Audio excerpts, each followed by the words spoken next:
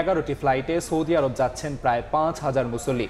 হজ office জানিয়েছে এখনও 12,000-এর বেশি হজ যাত্রীর ভিসা হয়নি, তবে নির্দিষ্ট সময়ের আগেই তাদের ভিসা হয়ে যাবে। এখন পর্যন্ত 50টি ফ্লাইটে 20,000-এরও বেশি যাত্রী পবিত্র হজ পালনের উদ্দেশ্যে সৌদি আরব পৌঁছেছেন। চলতি বছর সরকারি ব্যবস্থাপনায় 5,200 এবং বেসরকারি ব্যবস্থাপনায় 81,900 জন হজ পালন করবেন।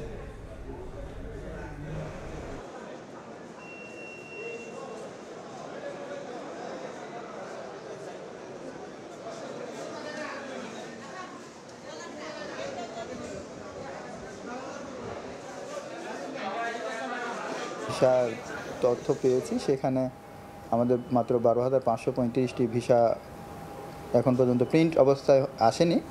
এগুলোর মধ্যে কিছুটা অনেকগুলো প্রায় অ্যারাউন্ড 8,000 প্রায় 8,000-এর মতো ভিসা, যেগুলো আসলে নতুন আবেদনের প্রেক্ষিতে নিউ অ্যাপ্লিকেশান হিসাবে আছে এবং বাকিগুলোর অধিকাংশই আন্ডার প্রসেসের অবস্থায় আছে। গত 4 দিনের ফ্লাইটে যে সমস্ত হজযাত্রী ভিসার কারণে যেতে পারেনি, এর মধ্যে অনেকগুলো ভিসা সরকারি মাধ্যমে এবং বেসরকারি মাধ্যমে অনেকগুলো ভিসা ইতিমধ্যেই হয়ে গেছে।